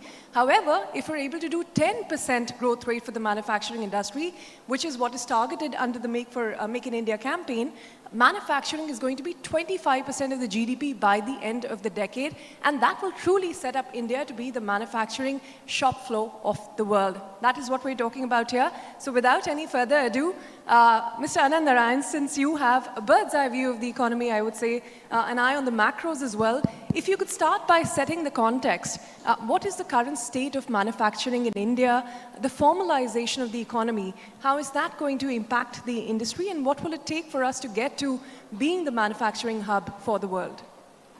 Thanks a lot, Ritu, and thank you to SBI for offering this opportunity. I am going to make a very silent exit in about 30 minutes' time. I request your indulgence on that matter, and so thank you to Ritu for sending the first question to me. So very quickly, the way I would address your question, Ritu, is the following. Formalization is clearly a huge positive theme that is flowing through the economy. The reason I'm interested as a SEBI person is because capital formation, the one way in which SEBI can, support any kind of investment, is actually made a lot easier for us because of this ongoing formalization. The second point I'll make is, at least wearing my old professor economics kind of a hat, the fact is there is a gap as far as manufacturing is concerned. I think it's very apparent. And there is a gap as far as creation of jobs is concerned, which is also pretty apparent. So which means a lot of that capital formation has to go towards this particular sectors, and hopefully that will happen. Finally, what I'll try and do is tell you what SEBI's thinking is as far as this enhancing capital formation in a sustainable way is, as we are thinking right now. So very quickly on formalization. Look, you've heard these statistics before. It's been a phenomenal story over the last 10, 15 years. We've got 117 crore mobile phone connections, 83 crore internet connections from, this is data as per TRAI. The numbers are rising almost constantly. We've got over 47 crore Jan Dhan Yojana accounts, of which over 55% are actually, the beneficiaries are women, right? Here are some statistics which might not be that well known. Our payment system, you've all heard phenomenal growth in UPI, NEFT, RTGS, etc. RBI comes out with this data on retail payments going through formal channels, including check payments, by the way. That number used to be about 142% of GDP in the fiscal year FY15, okay, ending March FY15. Today, that number has risen from 142% to 235%. The last year, fiscal year FY22 was 220%. This year, this quarter, FY23, June quarter, is 235% and rising. That's the strength of formalization that's undergoing. As an aside, we were all expecting this blip in currency in circulation to come through during Diwali. Guess what? There was no real blip. The year-on-year growth in currency in circulation is barely 7.5%. So how does that help me as capital formation? In multiple ways. The first is this phenomenon of more and more financialization of savings. There is a definitive shift towards more equity markets, more mutual funds in terms of money coming in there, which actually aids capital formation. A quick bunch of statistics here. Between October of last year and June of this year, we saw 2.7 lakh crores of outflows from FPIs. This is a huge number. Any other time in the history of this country, if we saw this kind of outflows, we would have had a severe shock to the equity system. But guess what? During that same time, we saw 3.2 lakh crores of Indian savings, retail savings, coming into mutual funds, risk-oriented schemes. I'm not even talking about direct retail investments. For the whole year, over the last 1 year, up to October of this year, we've seen 1.9 lakh crores of outflows from FPIs and 3.6 lakh crores of domestic savings coming in via mutual funds into risk-oriented schemes. That's the domestic savings as a theme has become a number which is actually dwarfing the foreign flows. I'm not saying we don't need foreign flows. Of course we need foreign flows. But the point is we are not entirely beholden to them. We have our own savings coming through. Phenomenal impact of formalization. Second thing, the formal companies are doing extremely well. Nifty 50 earnings over the last 3 years is growing at about 25% compounded annual growth rate, at a time when the GDP itself is just growing by 3% per annum. If you take the broader economy, 3,300 companies tracked by CMIE, as of FY20, their total profits after tax was about 1.6 lakh crore. As of FY22, that number is 6.6 lakh crores. It's a fourfold increase in total profits. So formalization is a theme that's enhancing savings into financial instruments, making our job of actually creating capital or enhancing capital formation much, much easier. That's the good news. What is the not so good news? In fact, I have fantastic panelists here who will talk about the real economy issues in this. I'm going to give you 2 statistics on what really doesn't look good to me. For fiscal year FY22, our trade deficit with China was $74 billion. It was an all-time high record. Already, between April and September of this year, our trade deficit with China is $44 billion. For the full year, it looks like it's going to cross $85 billion. Our net imports, our imports from China will cross $100 billion, and all of it is manufactured products. It is electronics, it is machinery, it is organic chemicals, inorganic chemicals, plastics, intermediaries of various white goods, you name it, it's all there. So despite our focus on trying to improve manufacturing here, at least the numbers show that our imports are only going up. Concomitantly, our goods exports are not doing well, right? And we've seen the last number, trade numbers figures as well. Now good news is, on services, we are doing phenomenally well. Services exports are growing at over 20-25% per annum. That's keeping our overall current account deficit under control. But we have a problem of not being able to create enough goods of our own. This is joke which comes up. We are still susceptible on a foreign exchange front to what happens to oil prices. China imports 2 times as much as we do of energy. And yet you never hear, when oil prices go above $100 or $120 billion, of China facing any kind of an exchange crisis. Why? Because their domestic production is so high that their oil consumption number is dwarfed in comparison. So that is one big issue that we have, that manufacturing needs a fillip, no questions asked. The second problem is employment. The PLFS, the Periodic Labor Force Survey, which comes out with data, suggests employment is not that bad. The overall numbers are reasonably good, but that hides a lot of weaknesses. There is definite case for underemployment in this country. One simple statistic I can give you, PLFS suggests that the number of people in this country who are unpaid helpers in household enterprises, which means they're working in agriculture or in services or manufacturing but not getting paid for it, helping their husband or their spouse, is close to 10 crore people. Now, at least there is a need to improve the availability of jobs, and these are phenomenally high numbers. 10 crore is not a small number. So we need everything that we can do to create jobs and to create manufacturing output. The point I'm trying to make is capital formation is going to be key. Now, I know I'm taking a lot of time. Where I will stop with is, what SEBI is trying to do is trying to ease up on the sustainable capital formation bit. That's what we can do. We cannot solve for the real sector problems on land acquisition or contract enforcement or judicial delays, etc. That I'm sure we have lots of worthies who can solve that. We are trying to work on sustainable capital formation. We are very confident that the capital that the industry needs can be generated. It's up to us to ensure it goes into the right areas to address both of this, both output enhancement as well as employment creation. And we'll come back to the role that SEBI can play, especially when it comes to debt financing for these manufacturing companies. But let me bring in people from the industry as well. Mr. Vivek Chand Sehgal, like he was saying, the manufacturing industry in India has been living under the shadow of its sort of better placed sibling, if you would call it that, the services industry. Our contribution, manufacturing's contribution to GDP is still about 17%, whereas 2/3 still comes from services. What will it take to sort of equalize this, given, in the context of what Mr. Narayan was saying, the importance of ensuring that manufacturing grows significantly faster from where it is currently? Well, these are national issues and everybody has this point of view. What we at Motherson do is what I can actually answer. We have always tried to own the technology. One of the biggest weaknesses